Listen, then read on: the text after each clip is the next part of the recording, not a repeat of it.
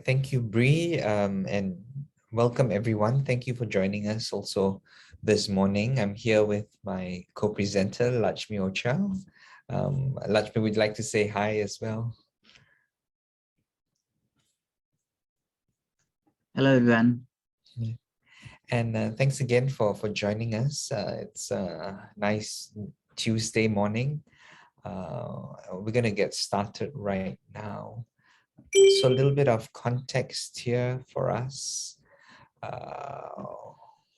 Today we'll be talking about a project that both Lakshmi and I worked on. We're both based at Michigan State University. The topic of today's presentation is Internationalizing the English Curriculum, a social justice-oriented collaboration with English language teachers in Nepal. For your information, both Lakshmi and I are former English teachers, but we're also English language teacher educators. I'd like to just very briefly direct your attention to the picture on the right. We'll come back to that a little while later in the presentation. But what you see is, well, 4 women here. They're dismantling a hut. And as I mentioned earlier, this is one of the more rural parts of the country. And we'll give you a better understanding of what exactly is taking place as they attempt to dismantle the hut in this picture. So again, a little bit about ourselves. I'm Peter DeCosta. I'm an Associate Professor of Applied Linguistics and Teacher Education at Michigan State University. And my area of research primarily focuses on language teacher and learner identity, ideology, and emotion. I'm originally from Singapore and have been an English language teacher educator for over 20 years. And Lakshmi is a doctoral student at Michigan State University. He's also my PhD advisee, and he works in the area of language and literacy education. Lakshmi is originally from Nepal, and his areas of interest converge on language policy, language ideologies, and like me also, he has an enduring interest in issues surrounding social justice for students from linguistically and culturally marginalized backgrounds. And we hope and we assume that many of you who are joining us today also share similar interests, and we welcome your questions and comments later. And we also hope that at some point we will have the opportunity to collaborate with you in one way or another. So we're very happy to have this opportunity to engage in dialogue with all of you this morning. So a bit of history of USAID in relation to Nepal's educational landscape. USAID has been a long-term partner with the Nepal government, especially in relation to education. HB Wood, for example, served as a consultant in drafting the first national education plan for Nepal way back in 1956. USAID has also been one of the largest funders on issues of quality and access to school education. And so so what you see on the right is a picture of the College of Education, one which Lakshmi attended himself back in Nepal. And so one of the projects spearheaded by USAID was an early grade reading program that was designed in collaboration with different stakeholders who work in Nepal. So at this point, we'd like to turn the conversation a little bit over to you. We would love to hear from you if you've been involved or know about any USAID funded projects, or it doesn't have to be USAID, might be another grant provider that may have sponsored projects in Nepal that you may be aware of. And I believe that the link to the Jamboard is now in the chat box. So we'll give you a few minutes to work on this. If you could use that sticky note here and then over here, and that's right. Thank you. And then type in your comments there if you know of any projects in Nepal.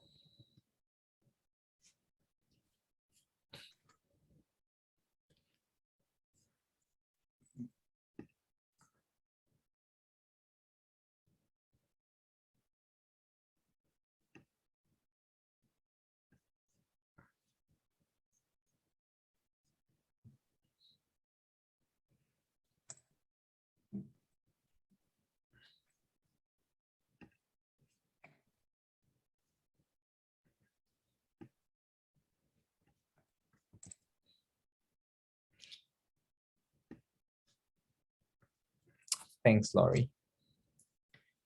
For those of you who may have joined us, just joined us, the Jamboard link is once again in the chat box.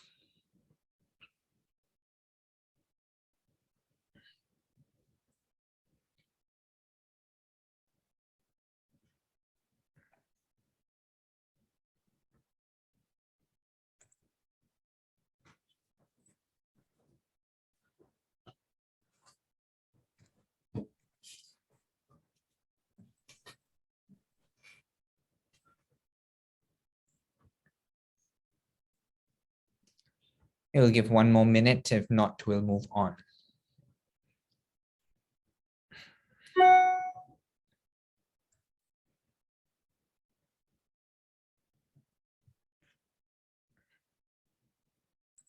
Yes, thank you. The reconstruction of schools after the 2015 earthquake.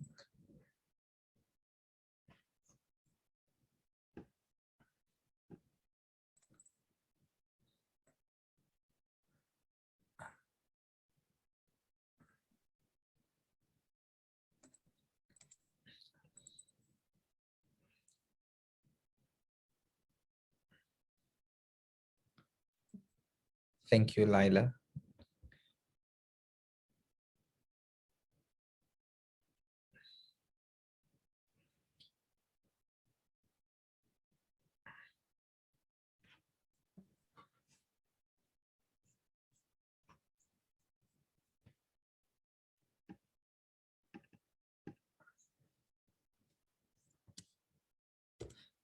Once again, to those of you who are just joining us, the link to Jamboard is in the chat.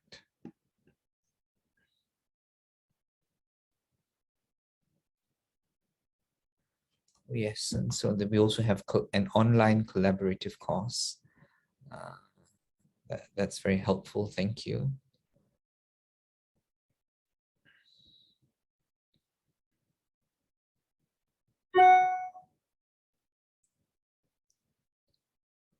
All right, so you have the link, and if some additional thoughts come to mind, please feel free to continue adding them to the Jamboard. And I'm going to continue sharing my screen, and I'll be returning to the presentation right now. So here we are. All right. To those of you who have just joined us, welcome. All right, so we haven't quite started our presentation. We've been doing some crowdsourcing here in terms of trying to figure out what other projects that all of you might have been involved in, if at all, in Nepal. So we'd like to say a little bit more about the project that we embarked on. It was linked to a course that I taught last fall. In fact, this was the second time that I had taught this course. I taught the course for the very first time in fall of 2020. And that was when Lakshmi was enrolled in the fall 2020 course, also titled the Educational Linguistics course. But the course has always maintained a clear focus on language policy and planning issues. And undergirding the course in both iterations of it has been a firm commitment to social justice. And so for the fall 21 course, I decided to tweak the course a little and to give it a more of a Nepal orientation. Specifically, it's a graduate seminar, and I wanted to introduce the graduate students enrolled in this course to English language policy and teaching practices in Nepal. And so a cornerstone of this course was this opportunity to work with English teacher partners in Nepal in order to co-develop a unit of lessons with a focus on social justice issues. So what was the genesis of the course? Now, both Lakshmi and I were recipients of a fellowship from our university's Office of International Studies and Education. I was the faculty fellow recipient, and Lakshmi was the student fellowship recipient. And the fellowship aimed to enhance curriculum in order to help bring global dimensions into core courses that were taught at our home university, Michigan State university. Both faculty and graduate student fellows were kind of brought together. We were paired, and together we were expected to work and help build a curriculum that would reflect a global perspective in a chosen course. There was another member of our team, Mariah. She's also a graduate student, but since then she has left Michigan State to join another university, and so she's not with us here today. But the three of us were matched, and what we did was we worked together to revise a graduate course that I taught, as I mentioned earlier, educational linguistics. And so the goal then was to revise educational linguistics, LLT 841, for the second iteration that was taught at fall of 2021. Now, as you probably know, Nepal is located in South Asia, and you see it here on the map here, and it's situated between India and China. And it's a very large, but also linguistically diverse country. So what was the project design like? Now, the graduate students in my class, as I mentioned earlier, were partnered with two English language teachers in Nepal, and the teachers were teaching 9th grade English classes. And we as a class met virtually over Zoom with our teacher partners. Unfortunately, however, one of the teacher partners contracted hepatitis along the way, and he had to pull out of the project, but we're very lucky to have had one teacher partner remain for the entire duration of our project. In this graduate seminar, my students read academic course readings on language policy. In fact, the first few weeks were spent just orienting them to the sociolinguistic landscape of Nepal. We wanted to educate them about what was going on within the education system in Nepal, specifically introducing them to English language use and English language teaching in that country. And in order to kind of generate conversation in the class, I invited three educational linguist colleagues of mine, Bal Sharma, who's in Idaho, Prem Fayak, who's based in Hong Kong, and Pramod Sa, who's based in Vancouver, Canada. And they were guest speakers in my class. And we also read readings that they had co-authored or authored themselves. And so this was in a way an opportunity for my students to interact, to ask questions of these colleagues who are originally from Nepal. And so after the first few weeks of basically learning about the background to Nepal and the educational setting there, what we went on to do subsequently was my students and our teacher partner in Nepal, we then embarked on a lesson unit design, one that was done collaboratively. And so through this lesson unit, we hoped to target some pedagogical skills that were desired by our teacher partner. At the same time, we sought to address a social justice theme that in many ways existed throughout the entire course. Here's a bit of a timeline for you. I'll go through the numbers 1 through 9, so to make it easier for you to follow. I mentioned earlier that Lakshmi and I received a fellowship early last spring, so that's step 1 here. That's where we formed our project, and we started reaching out to prospective teacher partners in Nepal. And thankfully, as I said, Lakshmi is originally from Nepal, so he had many local contacts there. We were fortunate to have secured 2 teachers to come forward to volunteer as our teacher partners. And for the entire fall semester from August through December of 2021, as mentioned earlier, we met virtually with our teacher partners. So this was built into my class. So my graduate seminar met every Wednesday from 11:30 a.m. until 2:20 p.m. So every Wednesday for 14 weeks, the entire fall semester, we met virtually with our teacher partner for the first hour from 11:30 a.m. to about 12:30 p.m. And then the rest of the class, we discussed the readings, and we had other things that we talked about as well. Um, uh, and so what happened was also during that time, as I mentioned earlier, we had readings based on Nepal. We had those guest speakers. At around early November, we started to finalize our lesson unit plan, because the weeks prior to that, we were building these lesson plans collaboratively with our teacher partner. And there was a social justice theme that went through the lesson unit. This was a theme that was volunteered, nominated by our teacher partner. Remember at the start of this presentation, I showed you a picture of a hut. So that hut was actually a small house that was built when female members of the community were undergoing menstruation. And so this became a theme in our course, and they were demolishing that hut as a sign of social change, because for 3 or 4 days in a month, these women were not allowed to stay in the home proper, the house proper, because they were not seen as pure. And so this was, in fact, a very transformative change that was going through the society as well.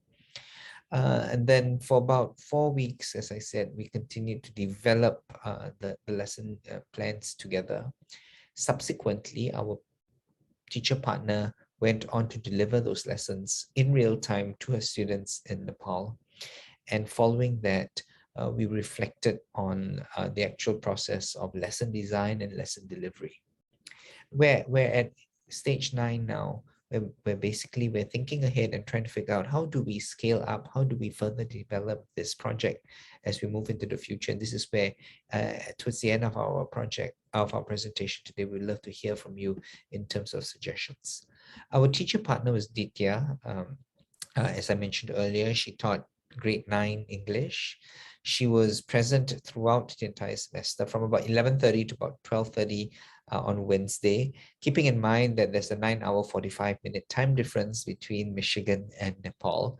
And so it was kind of late in the evening when she joined us. So we really, really appreciated her commitment in joining us so late in the evening every Wednesday for the entire fall semester. And she attended our class sessions in order to broaden her understanding on issues on language and education. So as mentioned earlier, this was also a course, right, that was being taught to graduate students. And as part of the course, they had to complete assignments. They also had to do discussion posts on an online forum called D2L. Other data sources include the lesson plans that we worked on together. And in addition to that, we had retrospective interviews conducted with our teacher partner and the graduate students enrolled in the course. And we ourselves, Lakshmi and I, we had our own researcher reflective notes. So these different data sources constituted the corpus, our data corpus. So to give you a flavor of what happened in the class is that D2L is an online learning platform that we use at my university. The students would be asked questions like what you see on the left here. How have your discussions on neoliberalism and multilingualism shaped your understanding of language learning, teaching, and policy making? What lessons can you draw from indigenous language education work in your own professional practice? So there was always throughout the semester probes put out to the students to have them think about what we were discussing in class. And if you look on the right side of the screen here, as I mentioned earlier, we did readings that were based on Nepal, and I would elicit feedback and their views on, for example, if you look at question 2, based on week 2's reading of Giri. Giri's a sociolinguist who's published on Nepal, English language education in Nepal. And following the brief descriptions of English Nepal, question 2, what are your views of English in Nepal? What are some additional things you would like to know about the status and use of English in Nepal? And so these were questions that were prompted of the students, and they responded through this online platform. And one of the other things which Lakshmi will show you a little later was that we discussed and we went through this grade 9 English textbook that was produced in Nepal for Nepalese students. So very quickly now, before I hand over to Lakshmi, it was a 2-lesson unit that we created with our teacher partner Ditya. The first session was we introduced to them what were film reviews. We wanted to get their input on what they thought were film reviews. And in the second lesson, the teacher Ditya, what she did was she actually helped the students co-construct a film or movie review in class. So that actually constituted the lesson unit that we created with Ditya. So at this point, I'm going to hand over to Lakshmi, and I will help advance the slides for the remainder of this presentation. Lakshmi, please. Thank you, Peter. Hello, everyone. My name is Lakshmi again. So I'll present the second half of the presentation, and I'll talk about basically how we implemented this, basically like the things we did together, and then the reflection from the participants. And I'll also present like our own reflection of what we gain and what we learn from this project. So we take this as a project where we can learn about community partnership, collaborative learning, community engagement, besides, of course, the education and teaching values it has in collaboration with the local teachers and international doctoral students.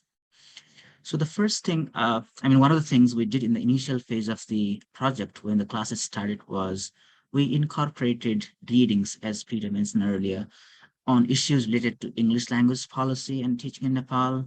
3 experts were invited to talk about various things they were doing themselves and publishing. You can see a sneak peek of, the kind of material we used, all of them written by Nepali, people from Nepali origin working in different part of the world. And also we use grade 9 textbook because grade 9 is where our partner teacher was working. So we used grade 9 textbook to, familiarize the context, the kind of education the students are receiving, and the activities they would otherwise be engaged in during their normal, teaching learning process.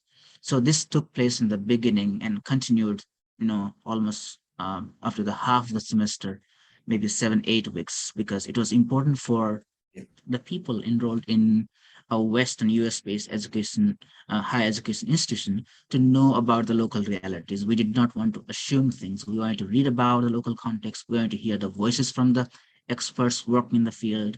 And also we were interacting with the teacher teaching in the classroom actually every week. So that allowed, our teacher partner. So we have 2 types of partner. One is we call student partner, who are doctoral and master students in our university. And another is teacher partner who's working in Nepal in a school there. So our teacher partners, the graduate students in the US, they understood the local realities through different ways, interaction, reading, guest talks and all this. So that was the first step toward familiarizing the local context. Next, please. So it was also important for us to situate our understanding about the local school and classroom, because we might know about the community, the country, and broader picture about the socio-cultural economic aspect of the country and community. But every class is unique, and it's important for us to understand what the students' dynamics was, what their linguistic cultural background was, and most importantly, because this was a language lesson, their language proficiencies were. So what we tried to do was, through our partner teacher, we tried to understand who the students were. She said extensively about what background they come from. She talked about the activities she would use. She shared the lesson plan and materials she used in the past to teach similar activities. For example, we did a movie review in this particular lesson, so she shared her lessons. And that provided insights to us about the classroom, the level of the students, the kind of activities they would do, and the kind of languages and cultures they came from. Just to give you a context about who the students were, it was a large class with 74 students. We are not familiar with the audience, where you come from, what context and educational background you come from, but in public schools in Nepal, classes are large. Though in some bigger cities, the number of students in public schools is going down, but in general, the public school classrooms are very crowded. Myself being a student of public schools in Nepal, I was in a class always with around 60, 70 students in my life. So the class had students from diverse linguistic and cultural backgrounds. Many students came from local indigenous communities, for example, Tharu communities, one of the local tribal communities.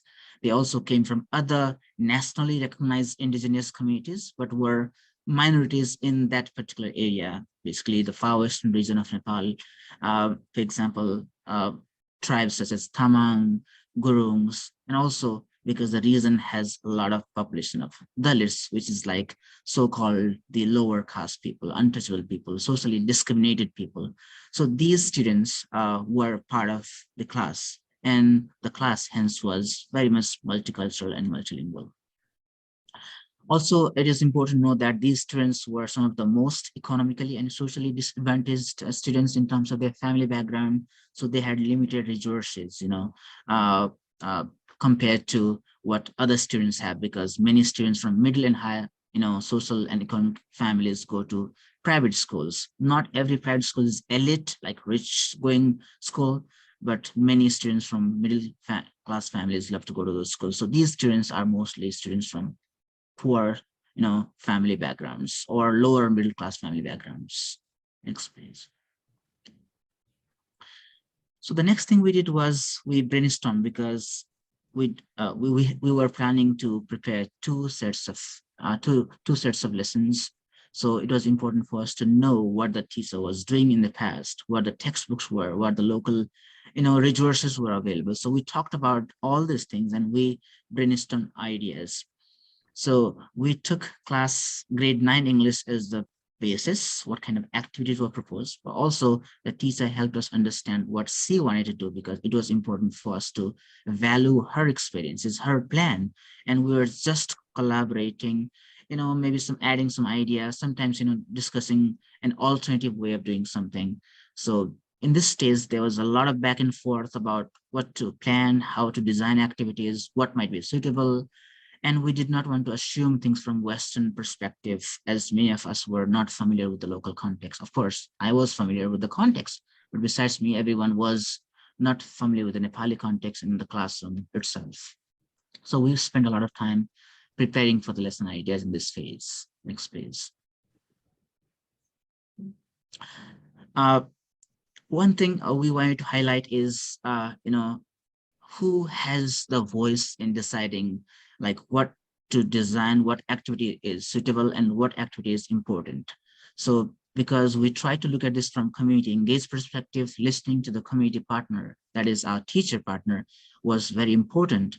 So although we had our own ideas, we had our own research background, we had ideas about like how education works, how ideas of social justice can be incorporated, it was important for us to listen, the most important thing, listen to the teacher, and we gave priority to that. So although there were a lot of great ideas from Western perspective that our student partners proposed, they were eliminated in course of planning, brainstorming, because the teacher's input was important, and she mentioned some of them were not possible in the kind of resources she had, some of them were not culturally relevant, and some of them were not compatible with the students' language proficiency, because we also had to take into consideration what language background, what language proficiency the students in the classroom had. So in sum, the final decision about what lesson to implement and what kind of activities and materials should we use and design was the teacher's voice, although we all engage in collaborative dialogues throughout this process. Next, please. So the next stage was actual lesson planning stage. So after all this background information and everything, we planned and designed the lesson. So we prepared a formal unit of lesson because it was important for us to have it in a document. So we selected and developed resources, just as screenshot of the lesson plan over there. We went through this regular lesson planning phase when we discussed everything. So what we decided was we'll do a movie review, and the movie will be based on a social issue that the local community faces. As you must have noticed, those of you who are with the presentation in the beginning, there's a picture that we displayed. So it is a picture from far western hilly region in Nepal, where menstruation is taken as taboo, and the women during those 4 to 6 days of menstrual cycle every month are considered untouchable, impure, and they cannot stay in the proper, as Peter was mentioning, proper home or house. So there are these small huts made outside of the main house where these women live. And there have been concerns recently about their safety. Of course, it has always been a concern, but recently there is awareness among people, and also the Nepal government declared it illegal. So in the picture, you could see women dismantling the hut. So this was a campaign launched by the local, women and also like the social organizations, and there are voices against this system, and people are supporting and coming out and then helping other people overcome this kind of taboo. So we showed a movie to the students and we asked them to write a review. And in our lesson plan, we had systematic activities, materials linked to videos, worksheets, and some sample movie reviews that we drew from authentic sources, for example, from newspaper and other published material. Also, next please. Also, we wanted to make sure that every student, because the students were from different language proficiencies, got different levels of movie review. So we had multiple samples, some longer samples for students who are a little more proficient, and maybe a little brief, movie reviews for students who did not have much of English language proficiency, but we had to incorporate all the students' needs in the classroom. So we tried to give them multiple versions of the movie reviews so that they could relate their own language abilities with what they wanted to write. Next, please. So in the next phase, of course, this is the main phase. Everything we were doing was to deliver the lesson in the classroom and help the teacher and students, engage in language learning process. Of course, we had this social justice agenda because we believe that teaching is always political, and then we wanted to include that aspect in our partner teacher's lesson. So the partner teacher implemented the lesson in her class. She video recorded the class because we also wanted to watch how it went. It was not possible for us to join the class, and also because of technology, it might not be possible. Because of time differences, it was almost impossible for people, in North America to join the class in Asia. The video was watched by all the student partners, the grad students, of course, ourselves as well. And we reflected on how to implement it, what things went well, how students perceived, what students found interesting, and how they developed, both writing skills and, awareness about this social issue that the community was facing. Next, please. So in this last phase, I want to talk about what our reflections are about the lesson designing, planning, and of course the broader project which we call a community engaged project, because we're engaged with the community of teachers. We planned for two, but as Peter mentioned, we could just have one teacher go along the project. So the major point is we learned is the importance of listening to community partner. I've been highlighting this. So it was very important for us at different phases to listen to the teacher and listen to what she wanted to do, what her own preference was, what her class was like, what her students' needs were, because she was the only source for us to know about the class and students. Next page. Regarding the experiences of also another equally important part of the project was, how the graduate students enrolled in a higher education institution in the US got exposed to like education realities in a developing country like Nepal, and what they learned from this collaboration. So I'm just going to present some representative voices from a few students that were part of this partnership. So this one student said, you can see in the green, this collaboration has opened my eyes in carefully considering where and who I am teaching, because the historical, socioeconomic, and language background can significantly affect the result of teaching and learning process. Everyone reads this in literature, but how this actually influences decision making as a teacher, they could see in reality, because they were negotiating constantly with the partner teacher about what lesson to design, what activities to do. Another student partner said, as a teacher educator, I would often tell the EFL pre-service teachers that I had worked with how challenging it is to enter in teaching context without knowing much about the institutional and social elements that constitute it.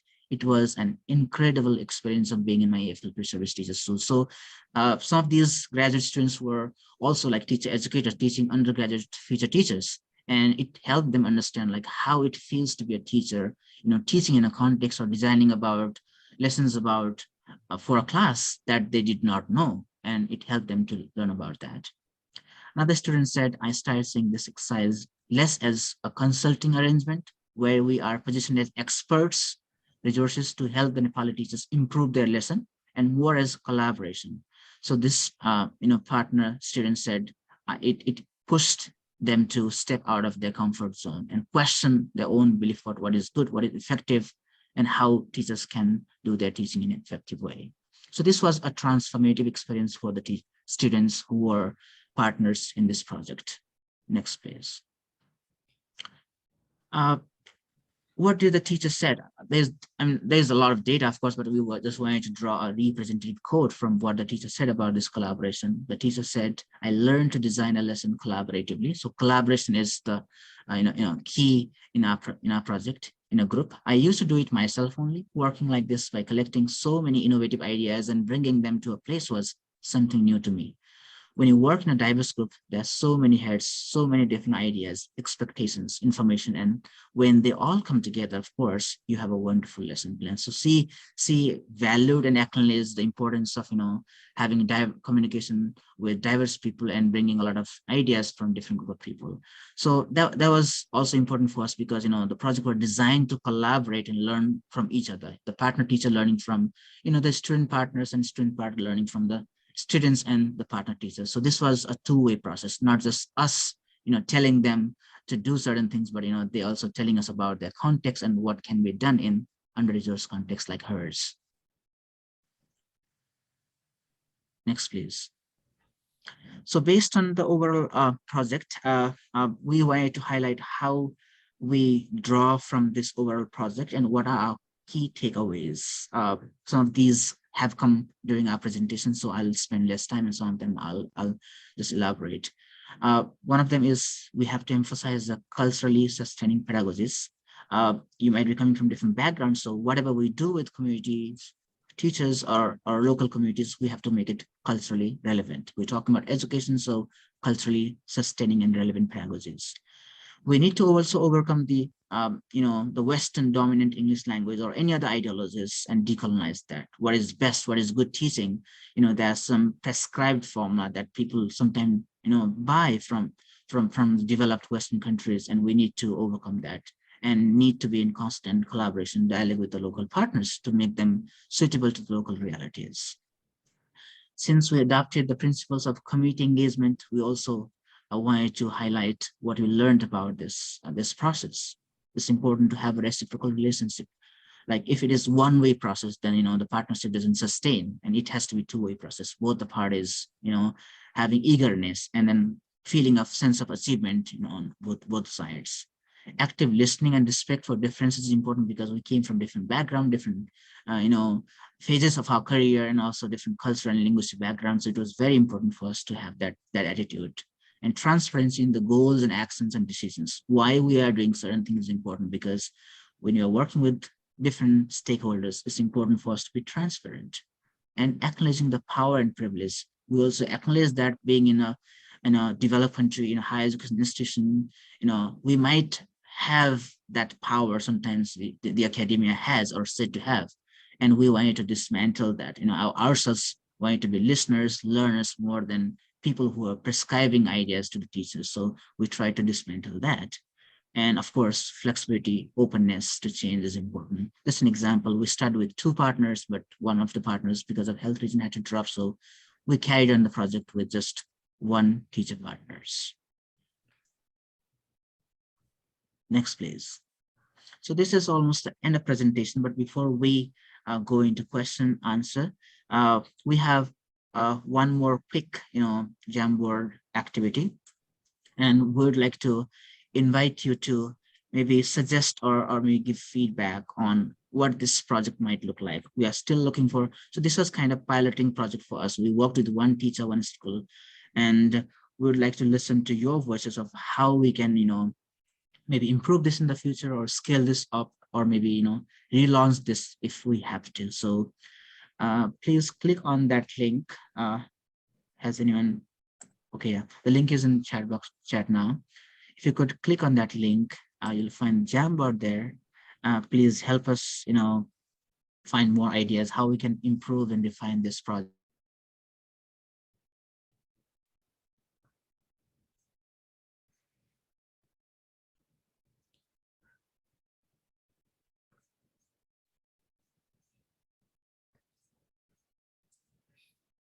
Or if you like, also feel free to type your comments in the chat.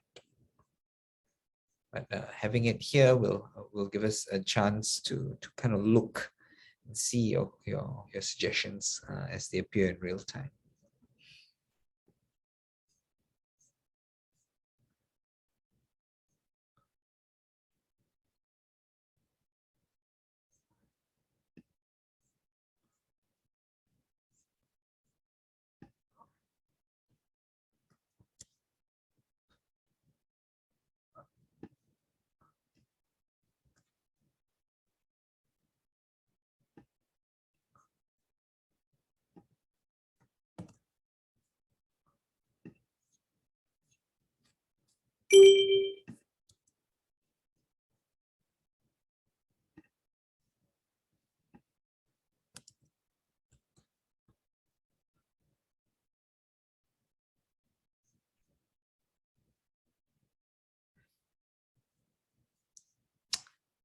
So Anna asked in the chat, right?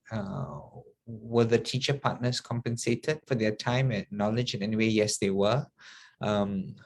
So what we did was, Lakshmi and I, we were fellowship recipients of from the international office from our college.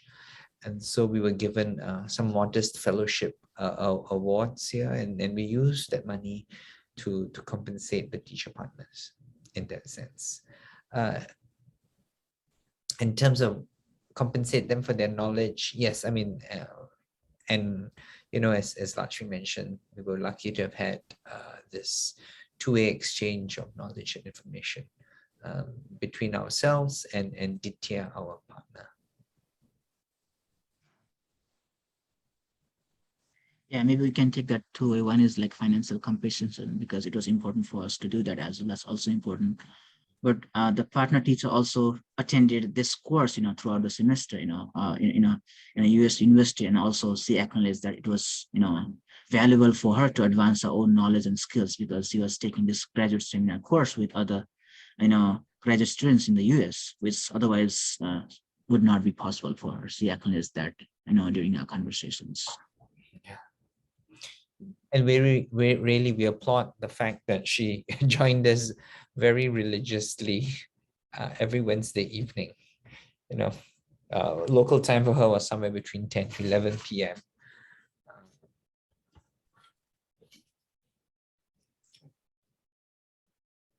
Okay, then maybe if there's no more comment on Jamboard, or if there is any question, we can talk about that in question and answer. If you would like to switch the slide. Thank you very much, everyone. We have one last maybe yeah, we have one more slide. Yeah, just our contact. So which is our contact information. So if you have questions or suggestions, we certainly welcome them. That's my email, that's Lakshmi's email. It's very easy. I think also if you want to look us up, you can just Google us. We should pop up quite easily so that you have a better idea of our research and teaching profiles as well. Right, we're at 11:30 now. We've got about 10 more minutes. We'd love to open up the floor to have a conversation with you. And I think Catherine Salvador has a question in the chat. She notes, I like the involvement of expert trainers. Question, did the expert speakers do a follow-up after their training? So I assume the expert speakers you're referring to, Catherine, were our invited speakers. So no, so they were guest speakers in my class.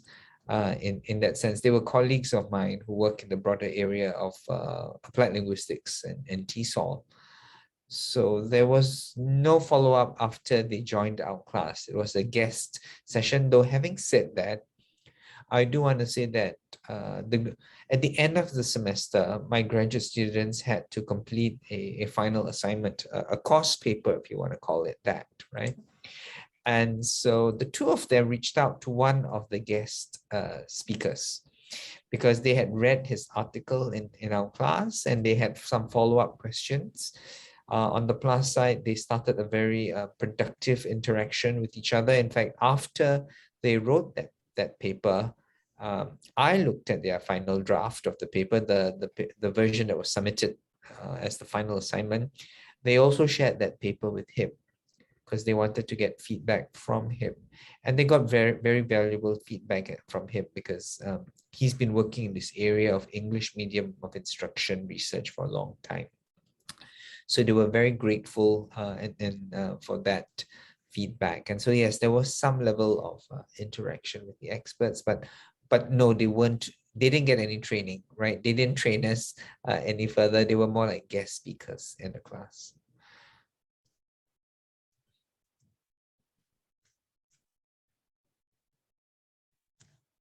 But if the question is about we being the guest speakers, then no, we have not extended interaction with Ditya since then, but we're hoping to turn to her again when we move into phase 2 sometime in the future. So her school would be one of the schools that we would approach in terms of trying to find other English teachers to serve as additional teacher partners. Is it okay for me to come off mute and elaborate a bit? Oh, yes, please, Anna. Oh, sure, yeah. Oh, yeah. Sure. So, and I guess it's maybe a suggestion and also a question. I'm curious to hear if in your class or between the two of you, there were some conversations around, or there are some conversations around in expanding this. What are ways to shift resources or make small impacts structurally on either compensation or how teachers are perceived in terms of expertise, right? This project is very interesting to me. I was glad to hear about it, and it was an interest of mine in grad school. And I think that while there's a lot of innovative ways to include teachers and put teachers in leadership in their own professional development, often if there is not structural change, right, at the school level and even the societal level, there isn't enough time and resource for them to do that. And so I'm curious to hear, and it sounds like some of your students were discovering that along the way, that wait a minute, I'm in this course in this consultative role, and yet I know that the teacher is expert. So yeah, if I'm curious to hear if there were conversations about that with students or between the two of you in terms of design and deciding to use some fellowship to compensate the teacher or considering their time. And in the future, have you had conversations about having that at the school level potentially? Does my question make sense? Yeah, yes, it does, Anna. So two things. I mean, the dialogue that we had with the teacher partner, I'll give you an example. When we were working on the film reviews, the movie reviews, the students in my class were very excited and they wanted to do a film review of WW84, Wonder Woman, right? And they were all excited about that, and only to realize when they got feedback from Ditya, our teacher partner, who said, well, the thing is, my students wouldn't have had access to this film. So doing a film review on WW84 was not going to be feasible, and that's when we had an aha moment and realized, okay, you might have an idea, but that idea might not necessarily translate successfully locally over there. But to the other question about structural issues and all that, one of the reasons why I want to expand this study is to kind of also have a multiplier effect within the schools. It would be wonderful, we haven't gotten there yet, if we could actually go to Ditya schools and recruit other teachers, other English teachers there. We would love to speak to the school principal among other things. That's where, as you were alluding to, right? How much power and does the teacher have, right? I think when you have a group of teachers, there's more power to the group, right? And if you can also have an administrator come on board, that would be great. Lakshmi is a former teacher educator as well at Tribhuvan University. And maybe the next phase would be also to reach out to our fellow teacher educators there, right? To build on the momentum of what we've started in that sense. And that's where I guess you're talking about fellowship compensation and all that. That's where I think it'll be helpful for us to secure a grant, to secure funding in order to rightfully compensate all our partners when we scale this up. I'll stop here and I'll let Lakshmi answer that question as well. Yeah, I think you did a wonderful job in covering many things. But one more thing we might also want to consider regarding question that we're answering is like how to support the entire school is like maybe resources to school. Of course, the schools in the region are in need of resources like physical resources or other material resources besides like training the teachers. But we want to focus on the knowledge exchange and classroom part. If we could, expand this project, of course, there would be some involvement of maybe monetary value to the school, so they can also maybe purchase some of the things they need. But we wanted to focus on how teachers can play an agentic role in the school, in the classroom, with whatever limited resources they have got. And also the focus was on like social agenda. Of course, we are talking about language teaching or education in general, but how teacher, as I mentioned earlier, teaching is a political activity. You are training or making your students aware of certain things that you want the society to advance. So we wanted to have that justice agenda incorporated somehow. It might not look that way from, for example, students' view if they look at the overall activities, but in the back stage, in our planning phase, we always talked about how we need to have some kind of social message, some kind of idea that can help students transform, from whatever thinking they have. For example, this particular case, girls, go through this stage in the community.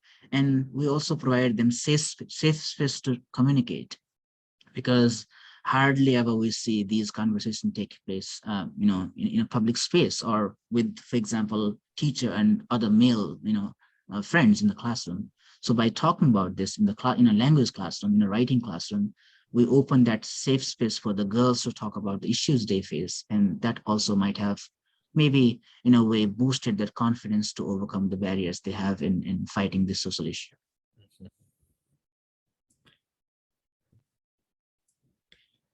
We've received a time check from Bree about 2 minutes before we close the room. So any final thoughts, comments, questions, suggestions? And Anna, I hope that we kind of answered your question.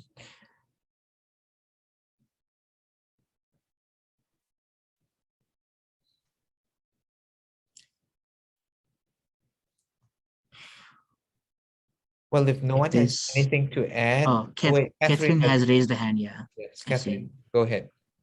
Yeah, hi.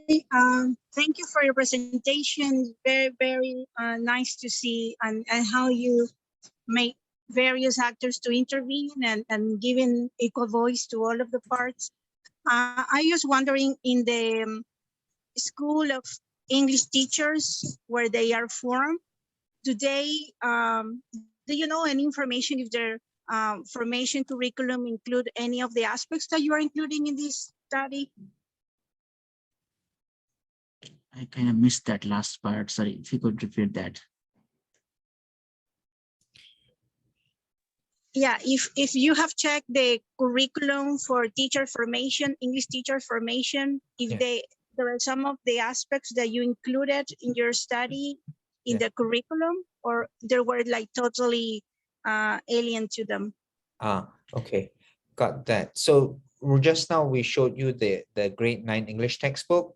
So doing film reviews was part of the curriculum, right? The film review genre was part of the grade 9 curriculum, and it's a national textbook. It's not just regional. Now, how we teach the film review, that we had some autonomy in doing, right? So then the teacher herself would have sourced film reviews from the local English newspaper in Nepal anyway.